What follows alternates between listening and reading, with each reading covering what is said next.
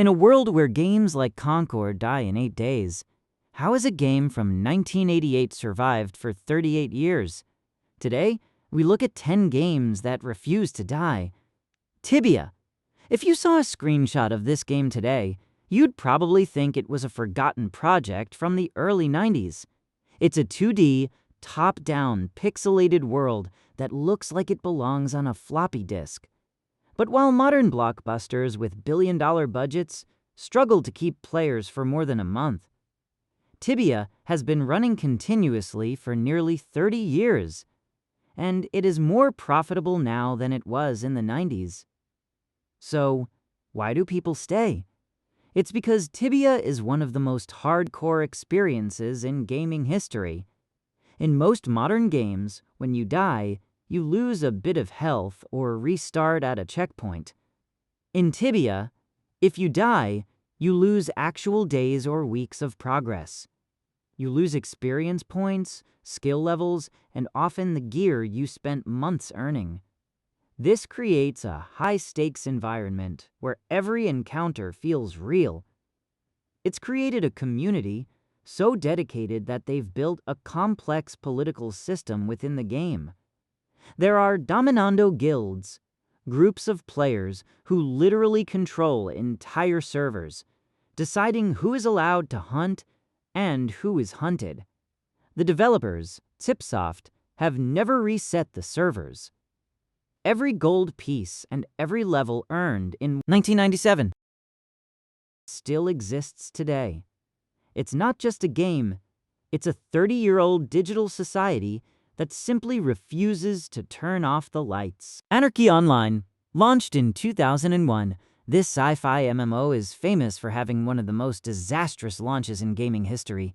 It was plagued by server crashes, game-breaking bugs, and billing errors so severe that some critics thought it wouldn't last a month. But while most games would have folded under that pressure, Anarchy Online did something that changed the industry forever. It became the first major MMO to try a free-to-play model. Back in 2004, when every other game required a monthly subscription and a box purchase, Anarchy Online opened its doors for free, supported by in-game advertisements. This bold move flooded the servers with new players who were looking for an alternative to the standard swords and sorcery fantasy games. It carved out a permanent niche as the go-to destination for fans of gritty, complex cyberpunk aesthetics. The game's survival is also credited to its incredibly deep character customization. With a system of implants and thousands of items, players can spend hours theory crafting the perfect build. This mechanical depth created a brainy community that values complexity over flashy graphics. Even though the game looks dated by today's standards, its dedicated veteran player base, some of whom have been playing since that rocky launch 25 years ago, continues to keep the cities of Rubica alive. It stands as a testament to the idea that if you give players a unique world and a fair way to play, they'll stick by you through the toughest of times. Age of Empires 2. Released in 1999, Age of Empires 2 is the strategy game that simply refused to be replaced. While most real-time strategy games from the late 90s faded away as 3D graphics became the standard, this 2D masterpiece actually grew its player base over time. It's a rare case where the community was so loud and so dedicated that they forced a trillion-dollar company, like Microsoft, to pay attention. For over a decade, Microsoft essentially ignored the franchise. But the fans didn't. In corners of the world, like Vietnam, Brazil, and China, massive competitive scenes thrived on private fan-made servers. These players weren't just playing for fun. They were developing high-level professional tactics and hosting their own tournaments with zero official support. The turning point came in 2012, when a group of fans created an unofficial expansion called The Forgotten. It was so well made and so popular that Microsoft realized they were sitting on a gold mine. They eventually partnered with those very same fans to release an official HD edition, followed by the Definity Edition in 2019. Today, Age of Empires 2 has more active players on Steam than many modern AAA shooters. It's a staple of the esports world, with prize pools reaching hundreds of thousands of dollars. It survived because its balance was nearly perfect from day one, proving that in the world of strategy, a rock-solid foundation is better than any flashy gimmick. EVE Online. If Tibia is a digital society, EVE Online is a digital superpower. Launched in 2003, this spacefaring MMO is famous for one thing. It is the only game where a single mistake can lead to a real-world financial disaster. EVE is a true sandbox, meaning the developers provide the stars, but the players provide the drama, the politics, and the wars. The game's economy is so complex that the developers actually hired a real-life economist to manage it. Everything in the game, from the smallest ammunition to the massive city-sized Titan ships, is manufactured, transported, and sold by players. Because in-game currency can be used to pay for monthly subscriptions, every ship has a literal dollar value. This leads to the bloodbaths you've likely seen in the news. In 2014, a missed bill for an in-game space station sparked the Battle of BR5RB, where over 7,000 players clashed in a 21-hour fight that destroyed over $300,000 worth of virtual assets. Years later, World War B2 saw even larger escalations, with losses totaling over $700,000. EVE survives because it isn't just a game. For its players, it's a career, a military service, and a social network all in one. It's a place where you can be a multi-billionaire CEO, a pirate, or a spy, infiltrating an alliance for years just to pull off a heist. In EVE, the end game isn't a boss fight, it's total galactic domination. Everquest. If Ultima Online is the grandfather of MMOs, Everquest is the king that defined the genre. Launched in 1999, it was so notoriously addictive that the media nicknamed it Neverrest. It was the first game to prove that hundreds of thousands of people were willing to pay a monthly fee to live in a 3D fantasy world. But its survival isn't just a history lesson, it's a living, breathing business model that still thrives today. While most games struggle to release one expansion every 2 years, Everquest has released a new expansion almost every single year for over 2 decades.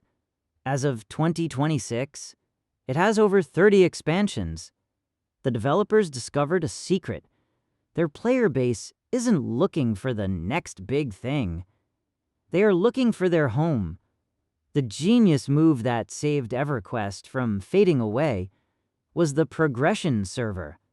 Every few years, the developers launch a new server that starts the game exactly as it was in 1999. Then, every few months, they unlock the next expansion in order. This allows players to relive the entire 25-year history of the game in real time, over and over again. Because of this time machine effect, Everquest remains one of Daybreak Games' most profitable titles. It's a game supported by a generation of players who have been raiding together since they were in college and are now playing with their own children. It survives because it's not just a game anymore. It's a digital tradition that refuses to end. Gemstone 4.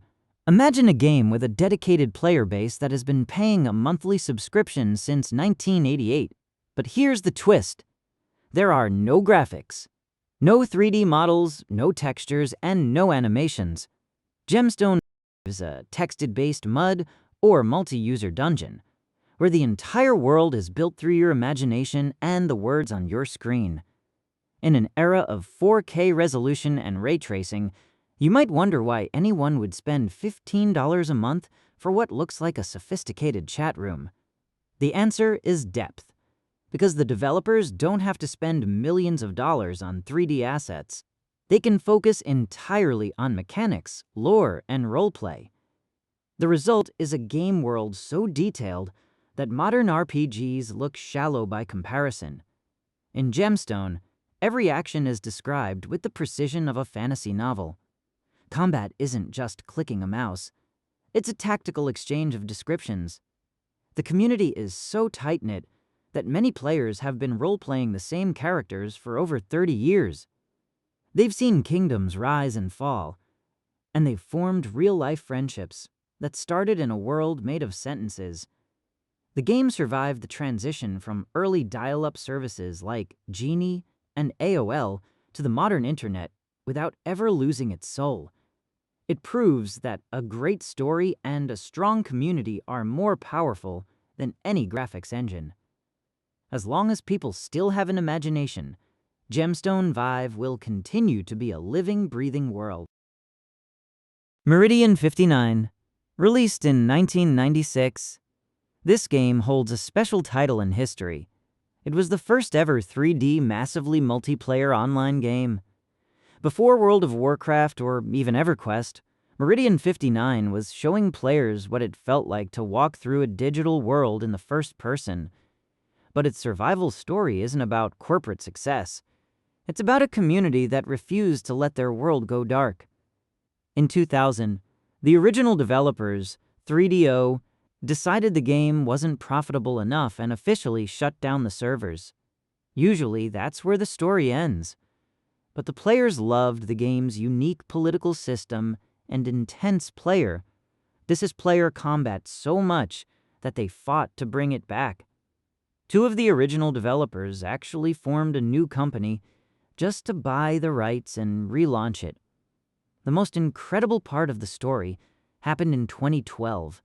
Instead of letting the game slowly fade away as player counts dropped, the owners did something unheard of. They released the game's source code for free. They turned Meridian 59 into an open source project. Today, the game is run entirely by volunteer community members. There are no corporate boardrooms making decisions or trying to squeeze players for microtransactions. It's a purely non-profit labor of love. Because the fans are now the developers, the game literally cannot die as long as there is at least one person willing to keep the server running. It's the ultimate example of a game belonging to the people who play it. Ultima Online, launched in 1997, Ultima Online is often called the grandfather of the MMORPG. When it first arrived, it offered something revolutionary, a world where you could be anything from a legendary warrior to a simple carpenter or a tailor.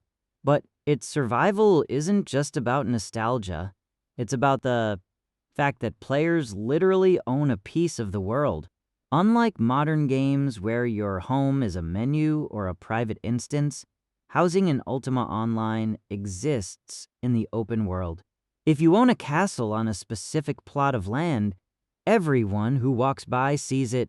This created a digital real estate market where some houses have been maintained by the same players for over 2 decades. The game is also famous for its unfiltered history. In the early days, the developers created an ecological system where if players killed too many deer, the wolves would starve and attack cities. The players, being players, killed everything so fast they broke the AI, and the developers realized they had created a world they couldn't fully control. Even after the original creator, Richard Garriott, moved on, the community remained. They've survived through dozens of expansions and the rise of massive competitors like World of Warcraft. Today, people still pay a monthly subscription to maintain their virtual lives and their 25-year-old legacies, proving that once you give a player a home, they'll never want to leave. Wizard 101. When you think of a game that has survived for nearly 20 years, you usually think of hardcore military sims or gritty fantasy worlds. You don't usually think of a colorful, kid-friendly game about a school for magic. Launched in 2008, Wizard 101 was designed to be a safe, accessible MMO for families. But what happened next is one of the most fascinating survival stories in gaming. The kids who played it never actually left. As the original audience grew into their 20s and 30s, the game evolved with them. What looks like a simple card battler on the surface is actually a deep tactical strategy game. High-level players spend hours calculating pips, school-specific resistances, and deck shuffling probabilities that would make a professional poker player dizzy. The developers, KingsIsle, realized that their kids' game had become a cult classic for adults. Instead of pivoting to a new project, they doubled down on the nostalgia. They kept the whimsical art style but increased the complexity of the boss fights and the world building. This created a nostalgia loop, where players return every year to see the next chapter of a story they started when they were 10 years old. Today, Wizard 101 still boasts a massive active community and regular content updates. It survived the death of the family MMO era that claimed games like Free Realms and Fusion Fall. By embracing its unique identity and respecting the players who grew up within its halls, Wizard 101 proved that magic doesn't have an expiration date. RuneScape originally launched in 2001 as a browser game that could run on almost any computer. RuneScape became the childhood obsession of an entire generation. But its survival story is unique because it actually died and was brought back to life by its own players. In 2012, the developers released a massive update called Evolution of Combat that changed the game so much. A huge portion of the player base simply quit. Instead of letting the franchise fade away, the developers at Jagex did something unprecedented. They dug up a backup of the game's source code from 2007 and asked the fans, "If we launch this old version, will you play it?" The response was an overwhelming yes, and old-school RuneScape was born. But here is the secret to why it's still one of the most played MMOs in 2026, the polling system. The developers cannot add a single new quest, item, or map area unless it passes a player vote with a 70% approval rating. If the community says no, the update is scrapped. This creates a level of trust that doesn't exist anywhere else in gaming. The players aren't just consumers, they are the board of directors. By giving the community the keys to the kingdom, RuneScape ensured that the game would always be exactly what the players wanted, allowing a 25-year-old point-and-click adventure to outlast almost every high-tech competitor.